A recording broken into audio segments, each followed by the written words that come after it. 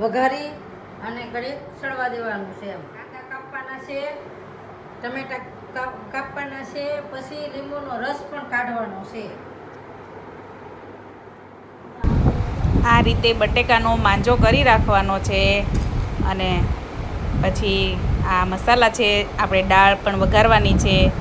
દાળ વઘારાઈ ગઈ છે. આની અંદર કોબી, ગાજર, પછી કાંદા અને એવું બધું નાખીને મસાલો નાખીને રેડી કરેલી છે. અને તેલમાં આવી રીતે કાંદા અને ટમેટાં નાખવાના છે. અધકચરા રાખવાના છે, તેથી એનો ટેસ્ટ વધુ આવે, મસાલા ઢોસાનો ટેસ્ટ વધુ આવે. બહુ એને મસાલો બધો આમાં નાખી દેવાનો છે. આમાં ટમેટા, કાંદા, બટેકું બધું ભેળવી દેવાનું છે. માંજો બધો આની અંદર નાખી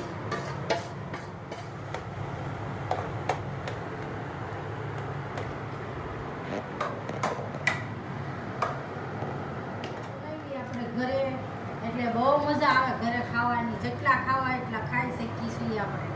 આ રીતથી બધો માંજો બધો ભેગો કરી દેવાનો અને હલાવીને બહુ સરસ બનાવી નાખવાનો. બધોય લીંબુ પાણી પણ નાખવાનું અને મસ્ત ખાટો મીઠો બનાવવાનો. અને પછી જો થઈ જશે આગળ માંજો તૈયાર. ઢોસાનો મસાલા ઢોસાનો માંજો તૈયાર થઈ જશે આગળ. હાલો જો ઢોસા તૈયાર થઈ જશે.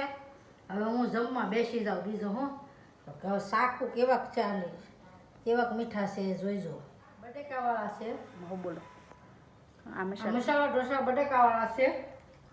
બહુ મસ્ત બનાવ્યા છે. ઘરે બનાવીને બહુ મસ્ત ટેસ્ટી થાય અને ઘરે બહુ મજા આવે ખાવાની. બહાર છોકરાને મન થાય તો બહાર ખાવા જવાના હોય. ઘરે અમે તો બહુ બનાવી મજા આવે ઘરે ખાવાની.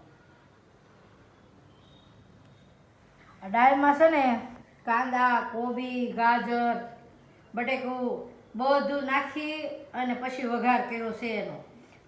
મૈસૂર દાળ બનાવી છે. આ મૈસૂરની દાળ છે. બહુ મસ્ત બનાવી છે દાળ.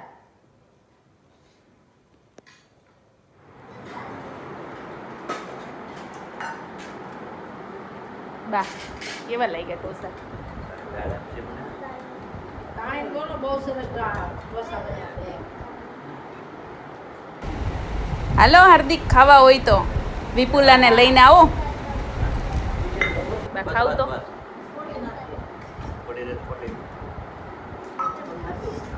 અરે એ તે દાળ